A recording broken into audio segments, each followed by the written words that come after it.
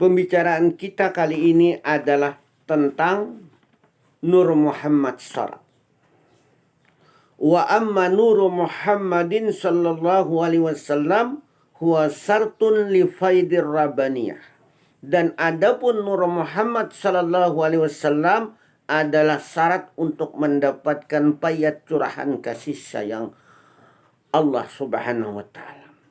Jadi kalau kita ingin mendapatkan curahan kasih sayang Tuhan, kasih sayang Allah Subhanahu wa taala, maka kita meyakini bahwa jasmani dan rohani kita ini adalah Nur Muhammad.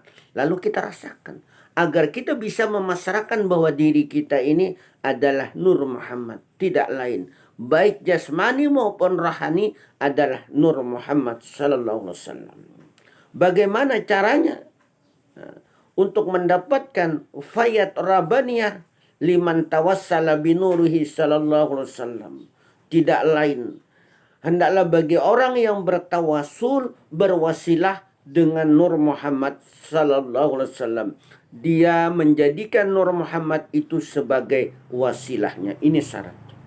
Yang kedua, wa amma nuru Muhammadin sallallahu alaihi wasallam. Adapun Nur Muhammad sallallahu alaihi wasallam sartun liruju'illah, syarat kembali kepada Allah, ila hadratil qudsiyah, kepada hadratil qudsiyah.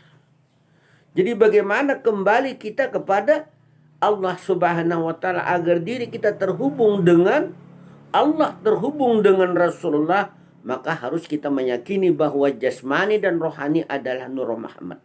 Bahkan yang beramal dan beribadah adalah Nur Muhammad. Karena Nur Muhammad lah yang paling dekat. Dengan demikian, bil kabuli war rahmati, agar diterima dan rahmat. Kalau kita beramal dan beribadah secara syariat, kita mendapatkan balasan. Balasan 1 dibalas 10. Tetapi kalau diri kita selalu terhubung, apakah pada saat kita beribadah dan beramal kepada Allah, terhubung diri kita. Nah, agar diri kita selalu terhubung dengan Allah dan Rasulullah, maka hendaklah kita meyakini bahwa jasmani dan rohani adalah Nur Muhammad. Nur Muhammad yang beramal agar selalu terhubung. Demikian. Yang ketiga, wa amma nuru Muhammadin sallallahu alaihi wasallam. Adapun Nur Muhammad sallallahu alaihi wasallam sartun limanir tada min Rasulullah walisafaatil ujmah. Artinya syarat bagi orang yang ingin mendapatkan keridaan Rasulullah sallallahu alaihi wasallam.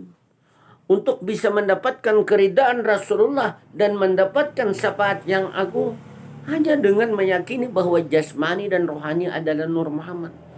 Karena apabila kita meyakini jasmani dan rohani ini adalah Nur Muhammad, maka kita sudah dikatakan bersalawat-salawat yang tidak bersuara dan tidak berhuruf. Dan diri kita selalu terhubung dengan Allah. Diri kita semakin dekat kepada Allah.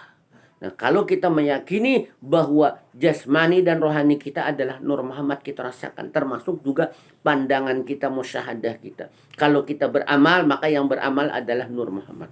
Nah, kalau kita diam, tidak bicara, nah maka kita meyakini bahwa jasmani dan rohani kita ini adalah